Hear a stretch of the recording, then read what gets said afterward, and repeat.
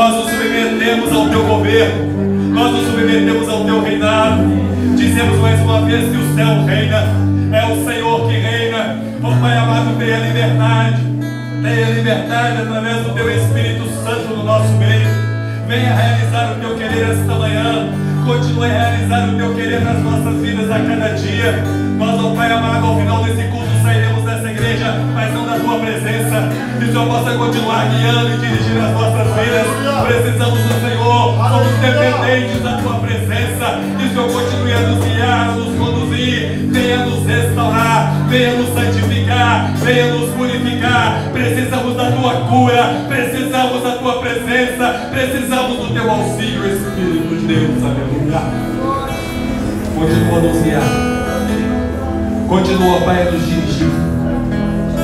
Dirige o teu povo, dirige a tua igreja, porque a tua igreja te adora, a tua igreja te adora, a tua igreja te adora, aleluia. E é isso que precisamos fazer, te adorar nesse dia. Os povos se curvam, as bocas se abrem, as mãos se levantam para dizer que tu és o Rei, para dizer que tu és o Senhor.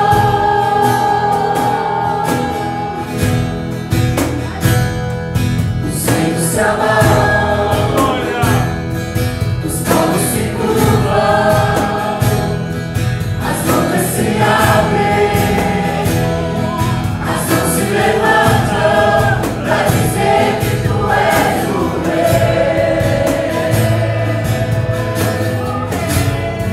para dizer que tu és o Senhor, para dizer que tu és o Rei, para dizer que tu és o Senhor. Teu reino é sempre eterno, firmado em misericórdia, justiça e igualdade, bondade e fidelidade. A tua igreja te adora, a tua igreja te adora. Teu reino é sempre eterno, firmado em misericórdia, justiça e igualdade, bondade e fidelidade. A tua igreja te adora, a tua igreja te adora. Aplauda o Senhor, ele é digno de ser adorado, ele é digno de ser glorificado, ele é digno de ser exaltado. Nós adoramos o teu nome, Senhor. Recebe o louvor, recebe a nossa adoração, recebe a nossa gratidão. Tu és o nosso Deus, nós declaramos, Pai, somos teus, o Senhor é o nosso Deus. Adoramos, exaltamos e te glorificamos em nome santo de Jesus. Amém e amém. Aleluia. Aleluia. Glória a Deus! Glória a Deus. Eu quero falar para vocês uma coisa. É bom demais a gente adorar o Senhor. É bom demais reconhecermos quem Ele é e a presença santa e poderosa dEle, sabendo que Ele continua operando no nosso meio, como Ele operou no dia de Pentecostes, Ele opera hoje, como Ele abriu o mar vermelho, Ele opera hoje, como Ele colocou o povo dEle na terra prometida, Ele continua agindo hoje. Adorado e exaltado. Eu te amo, linda, maravilha. Vamos continuar a te ouvir isso daí assim. Vamos chamar as professoras, as nossas crianças, aleluia. Samuel está lá atrás esperando o chamado. Legal. E aí, meu amigo? Legal? Bom demais, né? Legal. E aí, meu amigo? Como é que você está? Tá bem? Esse cara é bonitão.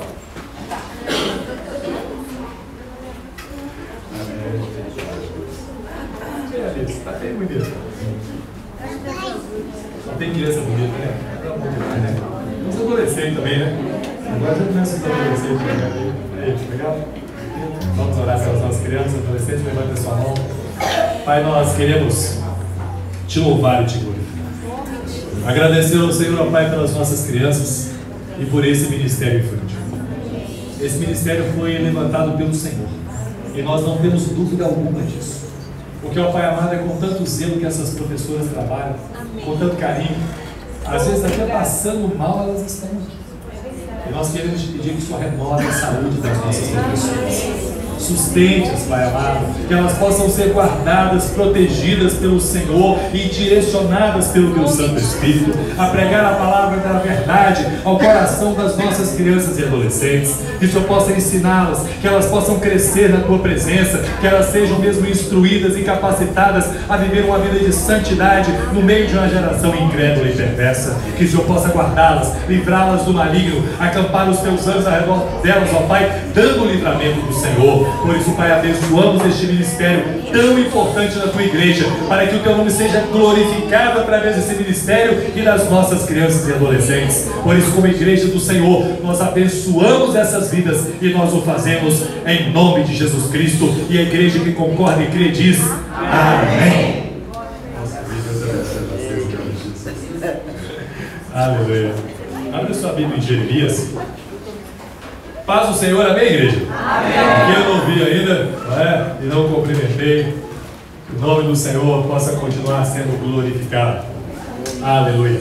Louvado seja o nome do Senhor. Jeremias 8. Nós começamos essa pregação na semana passada, não deu tempo de terminar. E a gente vai concluir essa semana. Mas se o Senhor permitir, se de repente Ele permite aí. Jeremias 8, dos versos 4 a 11 e depois de 18 a 22. Todos acharam? Amém. Amém. Amém. Dona Nilma, está escondida no cantinho aí no fundo, né? Tudo bem com a senhora? Legal. A minha mãe está aqui, ó. E mamãe está eu vi tá ali, isso aí. Vamos lá então, Jeremias 8, do 4 a 11, depois de 18 a 22. Diz-lhes assim mais. Assim diz o Senhor: quando caem os homens, não se tornam a levantar. Quando alguém se desvia do caminho, não torna a voltar. Por que, pois, este povo de Jerusalém se desvia, apostatando continuamente? Persiste no engano e não quer voltar. Eu escutei e ouvi, não falam o que é reto, ninguém há que se arrependa da sua maldade, dizendo o que fiz eu. Cada um corre a sua carreira como um cavalo que arremete com ímpeto na batalha. Até a cegonha o céu conhece as suas estações, a rola, a andorinha e o grou observam o tempo da sua arribação, mas o meu povo não conhece o juízo do Senhor. Como, pois, dizeis, somos sábios, e a lei do Senhor está conosco?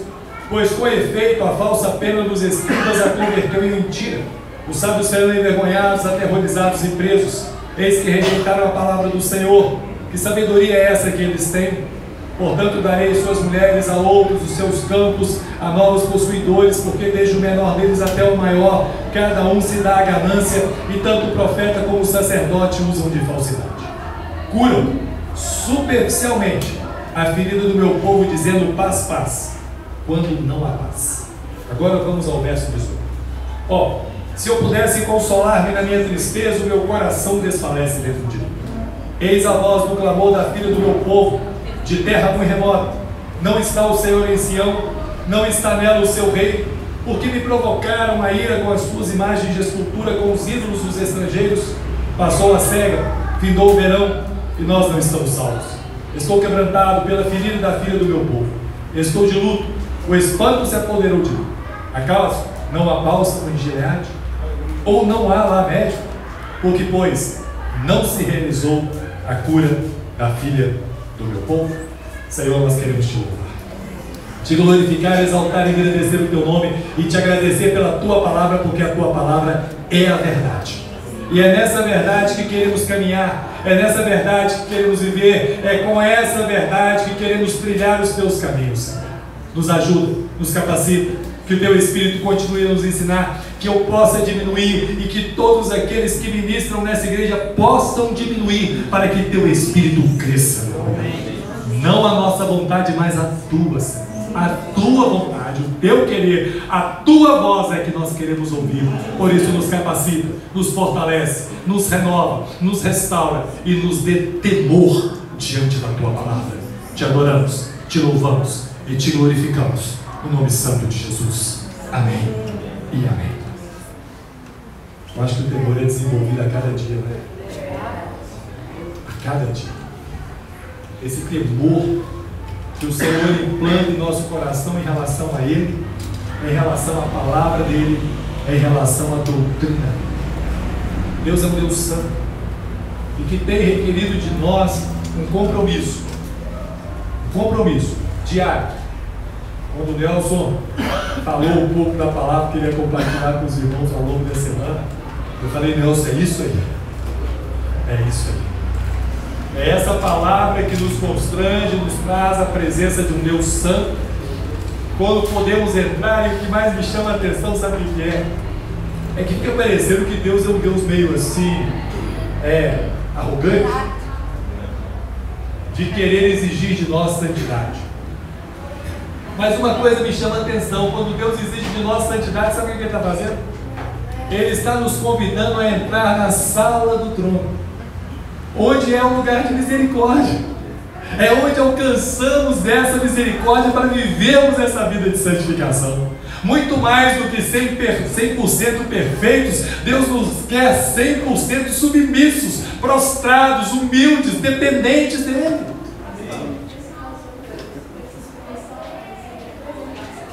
Sim, Deus Ele nos preserva através da obediência, através da submissão. Quando Deus diz assim para mim e para você: não faça, Ele está nos preservando, Ele está cuidando, Ele está nos guardando. E isso é real. Nós podemos chegar diante da sala do trono de Deus e alcançar misericórdia e socorro no tempo oportuno. Por isso que Ele fala conosco assim: nem para a direita, nem para a esquerda. Vai para o alvo, vai para o rumo. A sala de misericórdia está aberta, né? O novo e vivo caminho rasgou o véu. Hoje nós temos livre acesso ao Senhor. Hoje você não precisa ficar sofrendo mais no seu interior. Você não precisa mais ficar chorando internamente. Você pode se prostrar diante de Deus, derramar suas lágrimas diante dEle e pedir para que Ele te alcance com a misericórdia dEle mais uma vez. Porque a misericórdia do Senhor se renovou esta manhã. Adorado é o nome do Senhor. Aleluia. E semana passada, então, nós começamos a falar desse texto e tratamos a primeira etapa de 4 a 11. Eu vou passar rapidamente. Então o Senhor vem declarar ao profeta Jeremias a apostasia do povo de Deus. Aquelas pessoas estavam entregues às suas idolatrias. E como a gente tem trabalhado ídolos do coração nas quintas-feiras, nós podemos fazer um apanhado também desta idolatria que está dentro de nós. Não de ídolos, não de imagens, mas de coisas que nós desejamos mais do que Deus, que nós desejamos tanto que ela passa a se tornar parte fundamental da nossa vida e que nós, consequentemente, se não tivermos e obtivermos aquilo, andaremos tristes e não ficaremos, entre aspas, felizes. E é interessante que o Senhor faz um grande alerta. Desde o rei, seus nobres, sacerdotes, profetas, escribas e o povo em geral, havia uma rejeição pela lei do Senhor e um desprezo pelo seu zeloso cuidado com Judá e Israel. Interessante que quando nós rompemos a lei de Deus, nós rompemos a nossa consciência. É interessante que Deus nos deu uma consciência. Logo após a queda, a consciência foi gerada em nós. Essa consciência de sabermos e sermos sinalizados se estamos certos ou errados. E na nossa consciência há um grande problema. Ela é uma bênção, mas ela pode ser um problema. Se ela for uma mente sensível à voz de Deus através da sua palavra, nós temos então uma consciência tranquila diante de Deus e dos homens. Mas se ela for uma consciência cauterizada pelo pecado ou por desejos que não pertencem a Deus, ela se torna então uma consciência dura. E existe a consciência fraca, que é aquela que as pessoas querem andar pelo lado do moralismo ou também do antinomialismo, ou seja, falta de lei. Então nós precisamos ter equilíbrio na vida cristã. Os nossos desejos precisam ser os desejos que Deus coloca dentro de nós. Os nossos desejos não podem ser desejos ilícitos, ou até desejos lícitos, mas eles se tornam tão ardentes dentro de nós, que nós passamos a viver em função daquele desejo ser cumprido na nossa vida. E é esse cuidado que nós precisamos ter.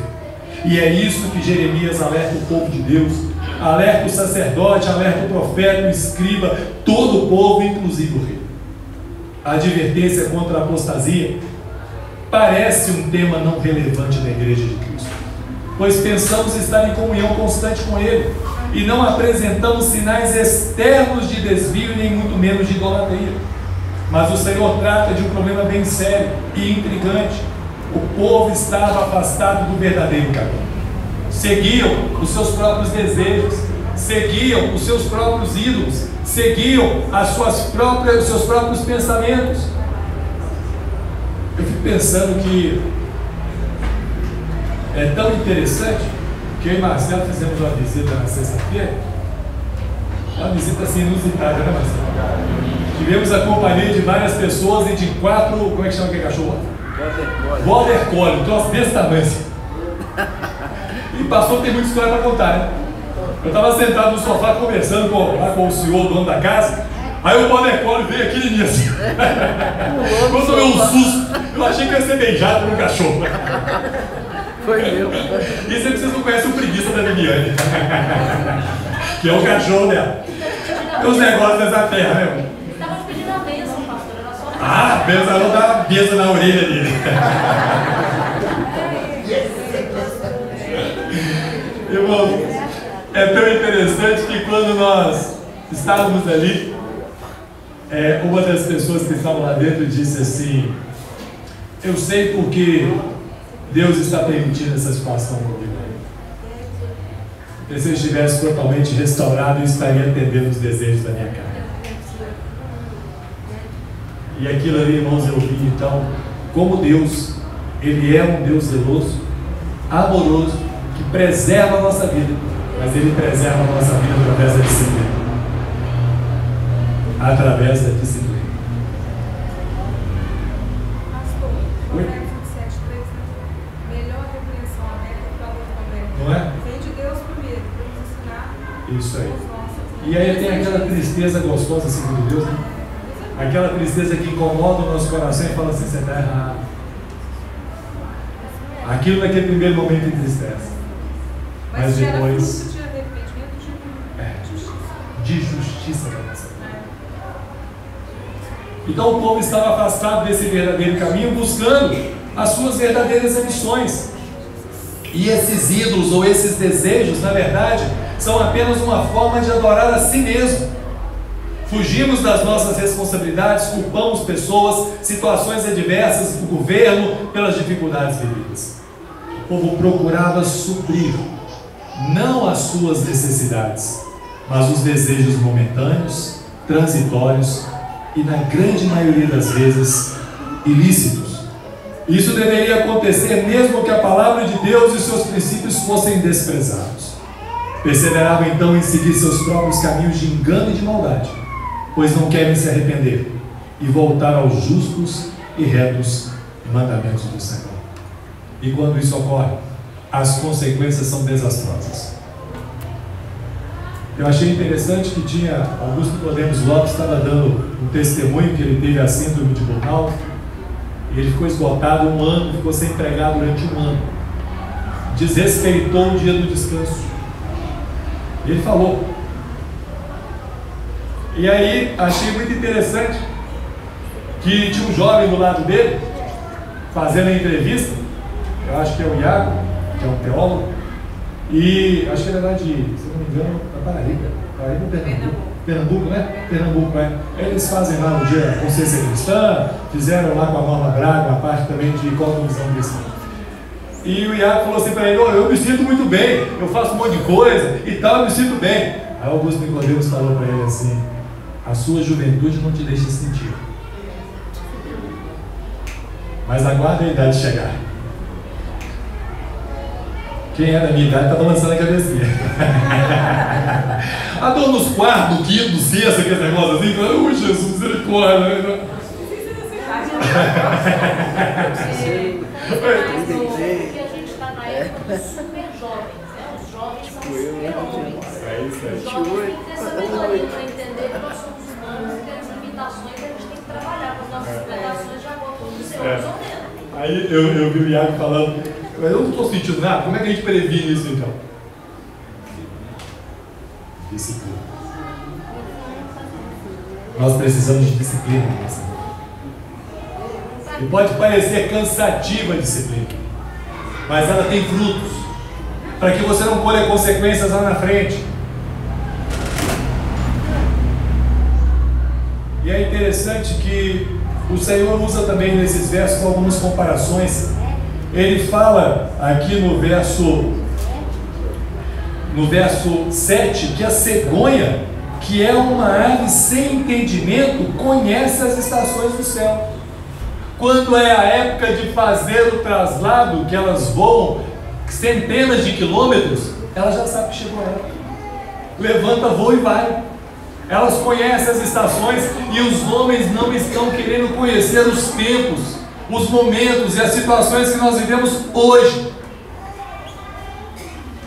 Fala também da andorinha, do grou, da rola, que observam esse tempo da sua arribação.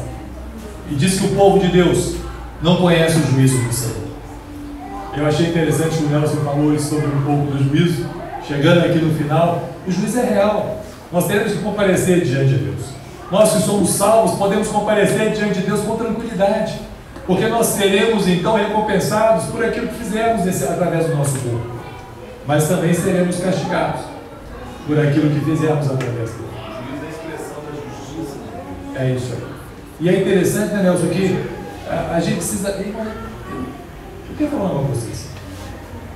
Vocês têm ideia do que é o sacrifício de Cristo? Vocês precisam conhecer o sacrifício de Cristo mesmo. Se a igreja não entender a pessoa de Cristo, ela não entende a igreja. A justiça, então o juízo de Deus é a manifestação da plenitude da sua justiça. Em quem Deus derramou a plenitude da sua justiça? Em Jesus. Por isso eu e você, mesmo sendo pecadores, continuamos a ter uma tranquilidade diante de Deus, que através do nosso arrependimento diário, o Senhor continua nos mantendo salvos na presença dele. Você imagina o que é isso?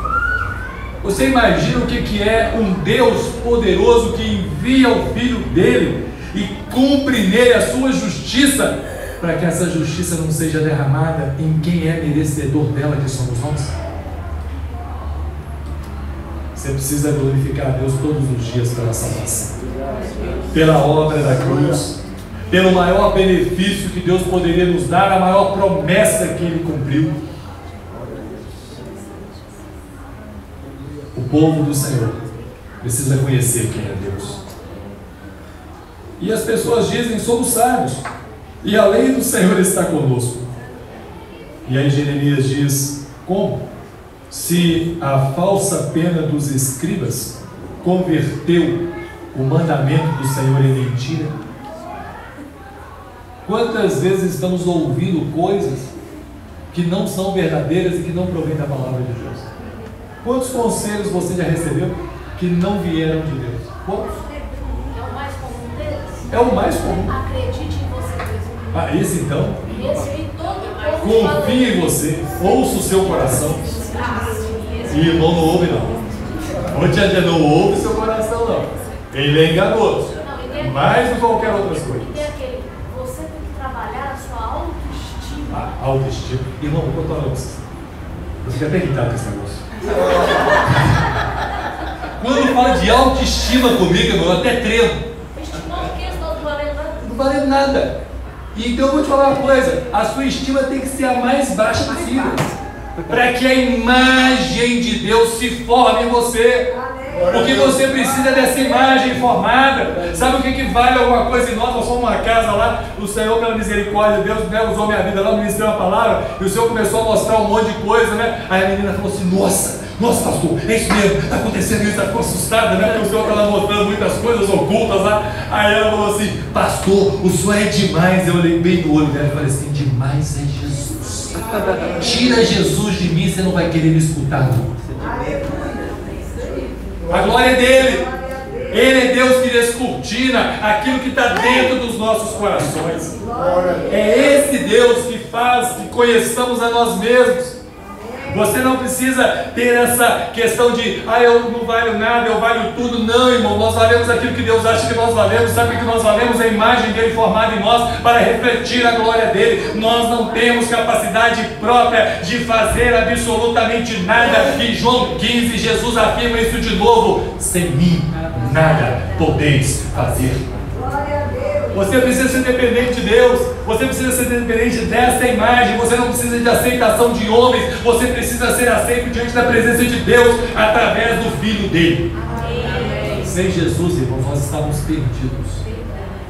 Perdidos. Negócio de autoestima, esquece. Pastor, alguma chamada de autoestima é saber entender os bloqueios e como estaremos. É isso aí. Precisamos ficar. Nada. Isso aí. É isso aí. Para a gente poder entender a nossa humanidade, né? Sabe o que é o problema? A antropologia ou a sociologia moderna ensina que o homem é alguma coisa. E a antropologia bíblica ensina que o homem é uma criação especial de Deus. Ele é a coroa da criação. Mas o pecado corrompeu isso. E aí sim, em Cristo Jesus, nos é devolvido de novo toda essa beleza dessa imagem, para que nós refletamos a glória de Deus por intermédio de Jesus Cristo. Então, irmão, você quer ser alguma coisa? Obedece. Você quer ter uma imagem bonitinha? Submete. É isso que você tem que fazer. Em vez de autoestima, estima o Senhor que está no alto. A Sueli tem uns conceitos legais. É coisa de advogado. É coisa de Deus. Aleluia. Aí quando já falou, se não obedecer, o que é? Ganha o quê? Chibatar? Tem uns pregadores especiais aqui, ó, tá vendo? É desse jeito. Então, em função de rejeitarem essa palavra e de fugirem disso, essas pessoas que fogem desta palavra e criam situações para si próprias, elas usam de dissimulação e fingimento nos seus relacionamentos. E não se trata de forma objetiva e transparente os assuntos a serem debatidos e planejados. Por isso os sacerdotes e os profetas tratavam superficialmente a ferida do povo de Deus. Se eu perguntar para vocês aqui hoje quem sente uma dor na alma, eu tenho certeza que muitos vão levantar as mãos. Se eu te perguntasse se você ainda se encontra ferido em alguma área da sua vida, muitos diriam que está. E nós não podemos dizer paz, paz, quando não há paz. Se há pecado, não há paz. Se há rompimento da lei e mandamento do Senhor, não há paz. Sem essa presença gloriosa e santa de Deus agindo por nós e através de nós, não há vida. Paulo chega a dizer: já não sou eu mais quem vive, mas Cristo vive em mim. E é essa a realidade de que Cristo vive em nós e a vida de Deus foi implantada em nós é que nos dá condições de caminhar essa vida cristã. Fala, Diego.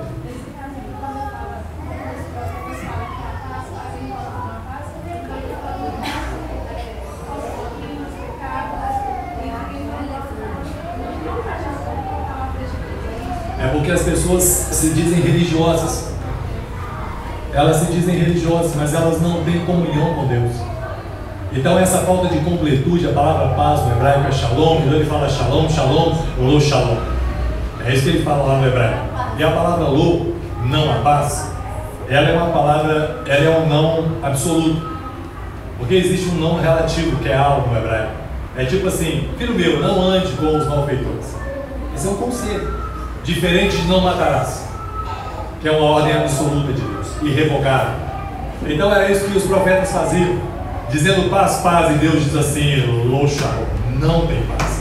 É absoluto, porque a presença do pecado, ela faz exatamente o contrário, ela afasta a completude de Deus em nós. Com Deus. Ser completo é ter paz com Deus. E ter paz com Deus somente através de reconciliação, somente através de Cristo. Por isso nós podemos dizer que temos paz com Deus por intermédio de Cristo Jesus. Então não trate de forma frívola, de forma superficial, trate de forma objetiva a ferida.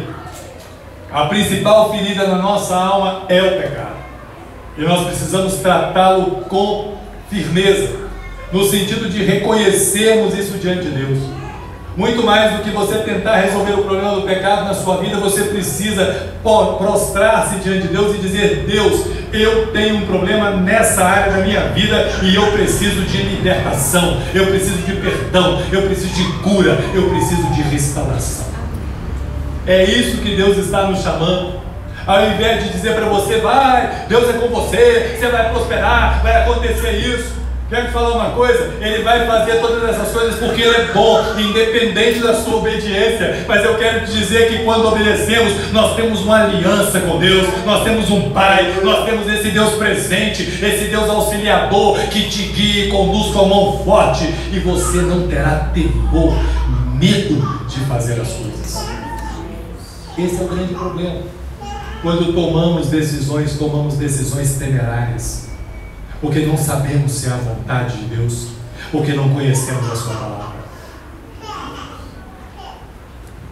Curar levianamente é enganar, é tentar dizer a quem ouve que está tudo bem.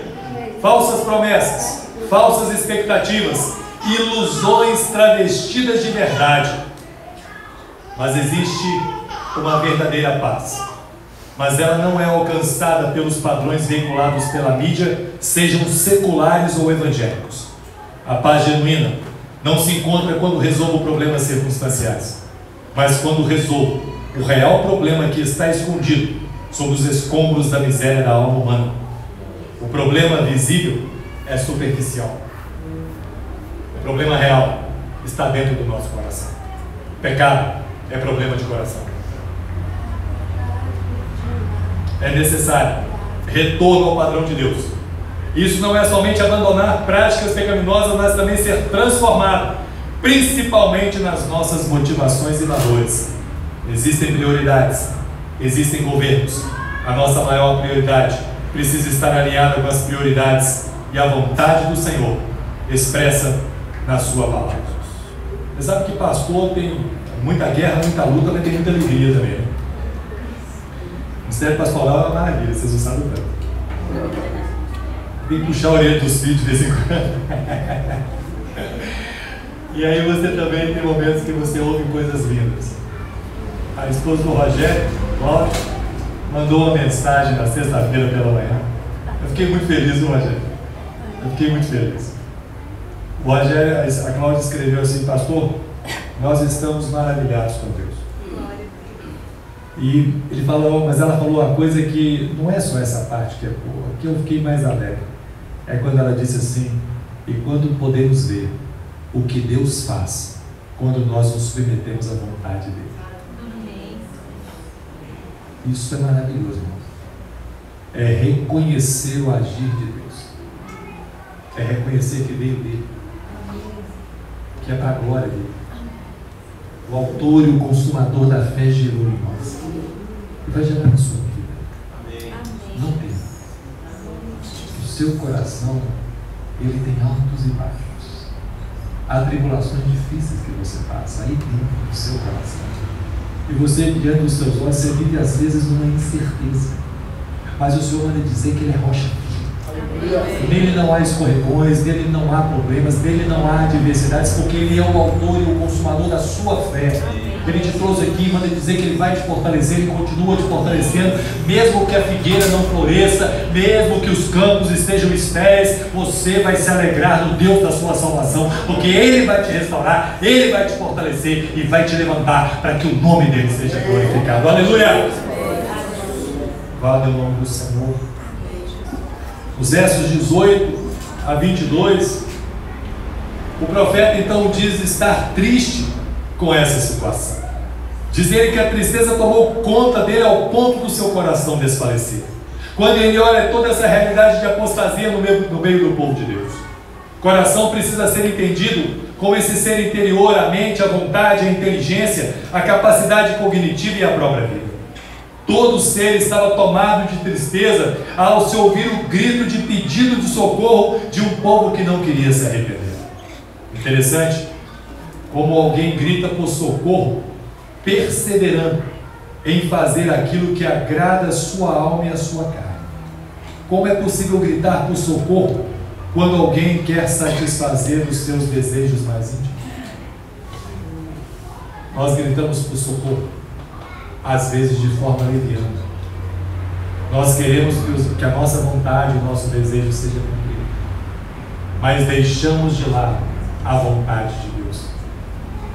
Agimos como cristãos, falamos que somos cristãos e a nossa atitude é de ateu, porque nós não perguntamos a Deus o que Ele quer, não consultamos a Deus para saber a sua vontade, não nos prostramos diante da lei e do mandamento do Senhor, sabendo que Ele requer santidade de nós. E eu me incluo nessa com vocês. As consequências gritam, a falta de satisfação e gratidão grita, o fracasso grita, a decepção grita, mesmo com o coração impenitente, rebelde, dominado em suas ações. Por terem provocado o Senhor com suas idolatrias, desejos que ocuparam o lugar da palavra de Deus e por consequência sua soberana e boa vontade, receberam a justa retribuição dos seus feitos. A pergunta do profeta é simples: o Senhor está em Sião? O Senhor verdadeiramente está no nosso meio? Essa é a pergunta. Está o Senhor no nosso meio? E ele continua: o seu rei não se encontra lá? Perguntas intrigantes e que nos trazem uma reflexão que não pode ser adiada. O Senhor perdeu o controle?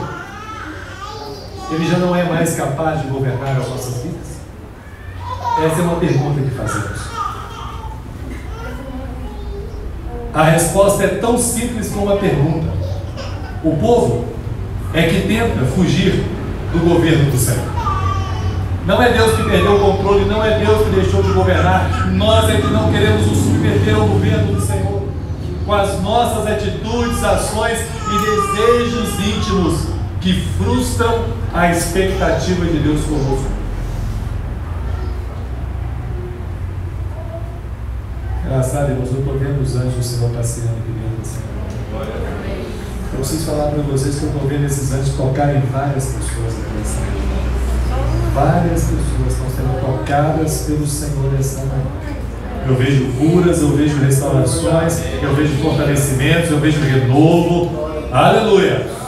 Louvado seja o nome do Senhor. Eu estou sentindo, então eu cheguei na igreja, eu estava lá em cima conversando com os irmãos e eu estava vendo assim um fogo diferente, sabe? Um fogo abrangente. O Senhor está fazendo uma obra linda aqui essa manhã no seu coração. Ele é bom. Nós é que somos ruins. Eu não posso perder oportunidades aqui. Em nossa nação existe uma lei que pune o roubo, mas mesmo assim muitas pessoas se aventuram a realizar tal ato, se expõem às consequências da sua escolha. Assim é aquele que vira as costas aos mandamentos perfeitos do Senhor. Ele relata também, o profeta, que passou a época da colheita e o verão se foi embora com as suas abençoadoras chuvas e não a salvação. Eles não se encontraram livres após terem desfrutado dos desejos de seus enganosos corações. Não estavam sem esperança, porque isso devastou o interior do profeta, que se viu choroso e com pavor das desastrosas consequências. E ele então encerra esse texto fazendo mais 3 perguntas. Não há bálsamo em Gileade? Não existe mais médico? Se há, então, por que não há sinal da cura da ferida da filha do meu povo? sabendo o profeta que o controle soberano continuava nas mãos do Senhor, ele passa a refletir nas condições de cura permanente disponível para o povo de Deus. Gileade era uma região montanhosa conhecida por suas matas e o florescimento de uma espécie que continha uma resina aromática em suas folhas e cal. Essa goma resinosa era conhecida por seus efeitos medicinais generalizados. Eram responsáveis por alívio de várias enfermidades, pelo embelezamento da pele. As mulheres não queriam saber onde que é esse negócio. Pelo embelezamento da pele e dos cabelos. Bota o cabelo também, aleluia. E até para embalsamento dos cadáveres, por possuir poderes preservadores. Então existia a possibilidade de cura. Mas para isso se tornava necessário se expor à cura. A palavra de Deus é esse bálsamo. É esse bálsamo curador, embelezador, preservador, restaurador, fortalecedor. É esse bálsamo que vem e muda a nossa essência. É esse bálsamo que vem e traz cura sobre a nossa vida. É uma cura que não é superficial, mas é uma cura profunda na nossa alma. A ponto de José receber essa cura do Egito, quando nasceu o primeiro filho dele, depois de 13 anos de sofrimentos profundos, ele colocou o nome do filho dele de Manassés. O Senhor me fez esquecer o meu passado de sofrimento e dor. Aleluia. Ele se expôs a essa cura. Ele se expôs a essa palavra. É interessante que para poder ter acesso a esse bálsamo lá em Gileade exigia-se esforço. O produto estava em uma região de difícil acesso e os que se aventuravam em recolher esse precioso material cobravam preços exorbitantes para que pudessem comprar.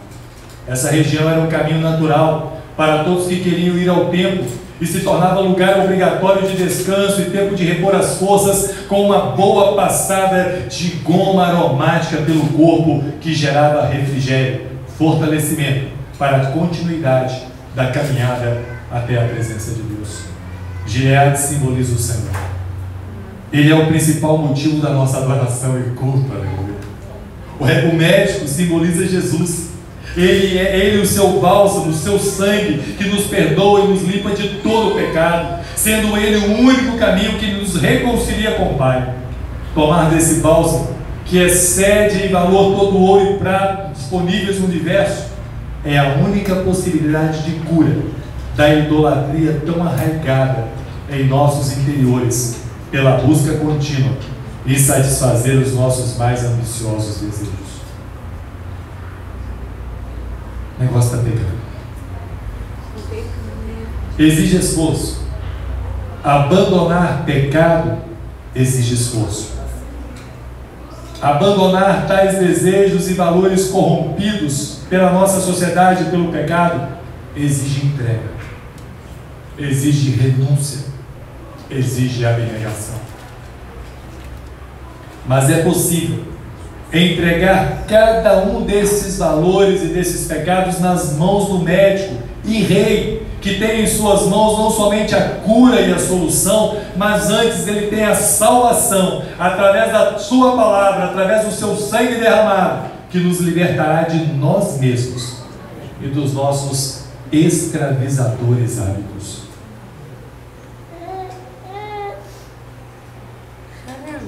O primeiro sinal de cura é o arrependimento. E daí para frente, o tratamento estará nas mãos de um hábil cirurgião. Cristo pode doer, mas o remédio será definitivo. Pode doer, mas o remédio será definitivo. Expõe o seu coração. E aqui vai uma aplicação prática para a sua vida. Expõe o seu coração. Não tente se esconder com os seus desejos ilícitos e motivações erradas. Esconder do homem é fácil, mas esconder do Senhor é impossível. Não se esconda, se exponha a Ele. Mostre para Ele o seu coração, mostre para Ele essas dores, mostre para Ele esses desejos que não são compatíveis com a Escritura. fala que não, no início da pregação do Nelson, eu falei para ele, qual é o pecado impossível do homem cometer? Ninguém pegou da igreja. Estava lá em cima ainda. O pecado impossível do homem cometer. Qual é? O pecado de enganar a Deus. Ah, esse é mesmo. Ele jamais ia se cometer esse pecado. É verdade. Nunca. Porque enganar e se esconder de Deus é impossível. Ninguém.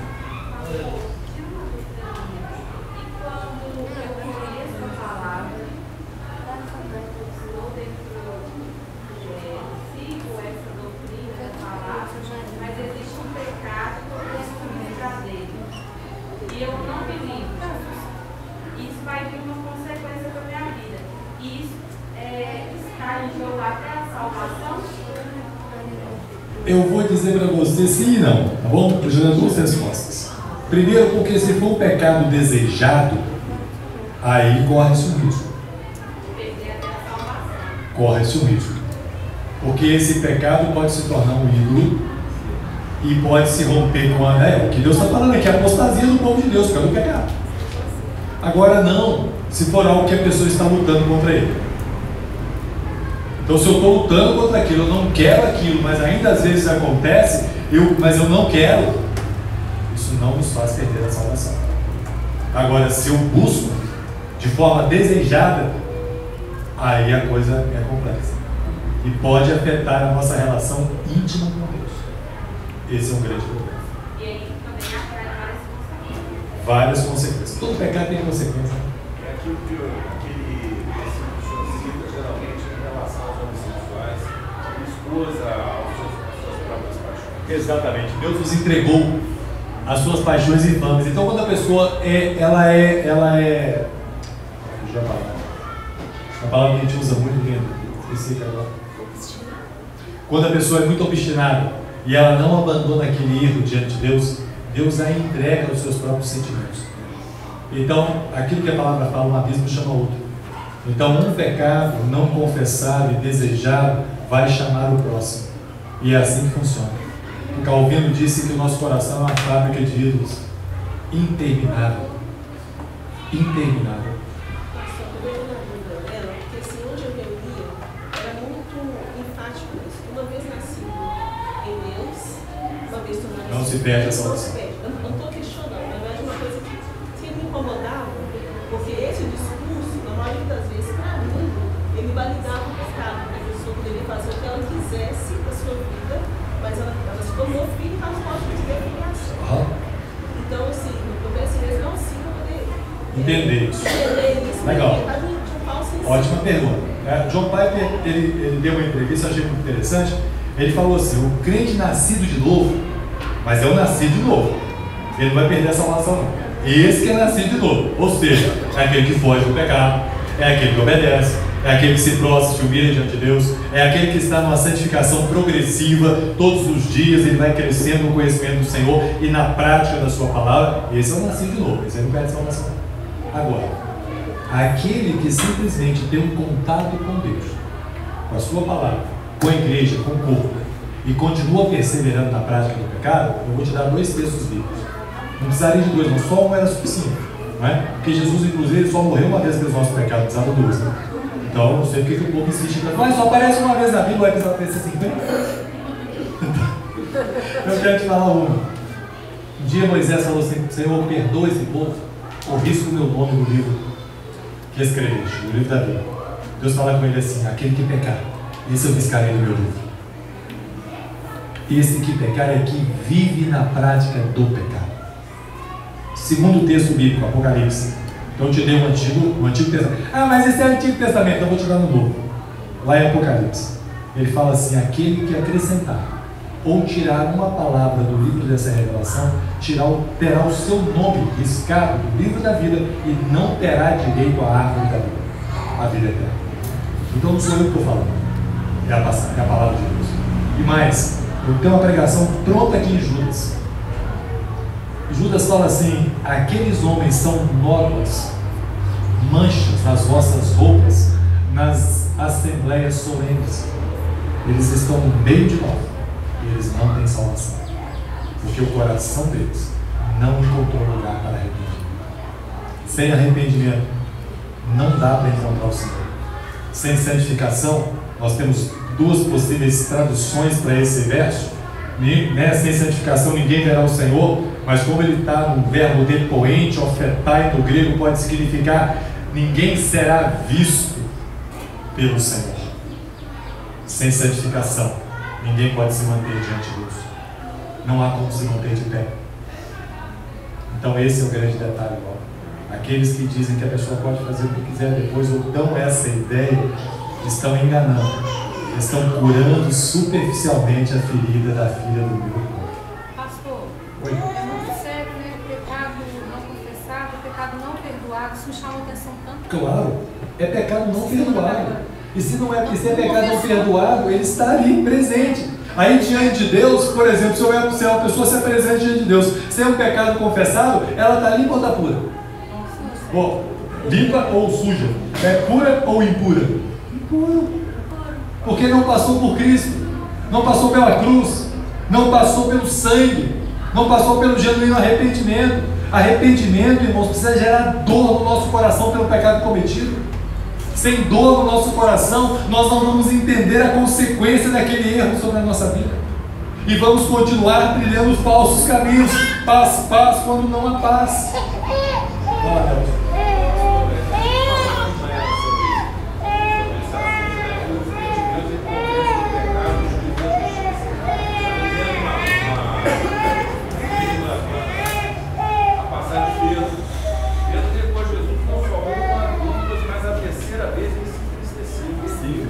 E aí ele se arrependeu do cara. Aí o que o senhor faz? Na volta entrava com ele. 3 vezes ele diz a Pedro: Pedro, tu me amas. Pedro, tu me amas. Não há salvação com comunhão com o pecado. Não há. É impossível. O Espírito Santo está com você o tempo todo, nove contínuos, convencendo você do pecado, do vida. Se você está em pecado, você não tem. Não há comunhão. Até porque a gente, eu vou fazer uma pergunta básica: quem ama Jesus? Assim, levanta a mão bem alta assim. Você ama Jesus? Eu amo demais da conta. Agora eu vou perguntar assim: quem obedece todos os mandamentos? Aí eu pergunto para você: sem Jesus nós estamos perdidos, percebe? Porque a palavra de Deus fala que aquele que me ama é aquele que guarda os meus mandamentos. Percebe a nossa dependência da cruz? Percebe a nossa dependência do Espírito a nos sinalizar e a nos perdoar constantemente pelos nossos graves defeitos? É por isso que a gente tem que pregar a cruz todo dia. É por isso que eu preciso dizer para vocês que a cruz não pode reter o autor da vida. Para a gente encerrar. Aleluia. Responde o seu coração. Não tente esconder de Deus os desejos ilícitos, motivações erradas, porque é impossível esconder algo do Senhor. Subamos as montanhas. Pega o bálsamo. Vá à presença do Pai. Nele nós encontramos cura, libertação, salvação, sossego, paz e verdadeiro contentamento. Que essa possa ser a nossa prática diária, de buscar incessantemente o nosso Deus, e viver uma vida de santificação, fugindo do pecado e desfrutando e deleitando na presença de um Deus santo. Louvado, adorado e exaltado seja o nome do nosso Deus. Aleluia. Louvado seja o nome do Senhor. Hoje é dia de ceia. Nós vamos participar da ceia hoje. E se você reconhece, a gente não fica aqui na igreja muito falando de pecado, né? De ceia, se arrepender não. Que ceia é dia de festa, né? A gente vai celebrar. A gente vai celebrar essa comunhão com o Senhor. Então ceia é dia de festa, de celebração. Mas como nós não somos religiosos, se você sente que tem alguma coisa no seu coração ainda te incomodando, se há algum pecado ainda que está confrontando a sua vida, a sua alma, se há alguma coisa que você precisa se arrepender, é tempo hoje de arrependimento também. É tempo de você confessar, porque o nosso Deus é fiel e justo através do Filho dele para nos perdoar de toda a nossa iniquidade e pecado. Então, se você percebe que isso é uma realidade, peça perdão a Deus. Humilhe-se diante do potente nome do Senhor. A palavra de Deus fala: não pequeis, Mas se porventura alguém pecar, nós temos um advogado justo. E o nome dele é Jesus. E ele está aqui agora porque nós estamos reunidos no nome dele. Então você pode pedir perdão ao nosso Deus, em nome de Jesus. E ele é fiel e justo para nos perdoar. Aleluia. Louvado seja o nosso Senhor. Exaltado.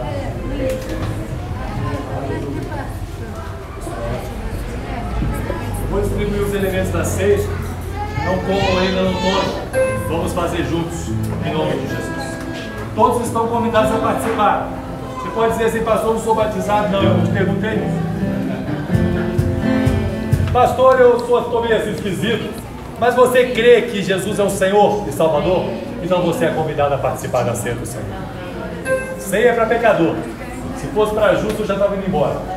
Então eu te convido a participar dessa ceia, para que você possa entender que você está em comunhão com esse corpo, que você é bem-vindo a este lugar, que você é o nosso irmão, a nossa irmã, e a sua presença é importante no nosso meio, porque nós juntos poderemos ainda mais glorificar o nome do Senhor. Então você é convidado a participar dessa ceia em nome de Jesus. Amém.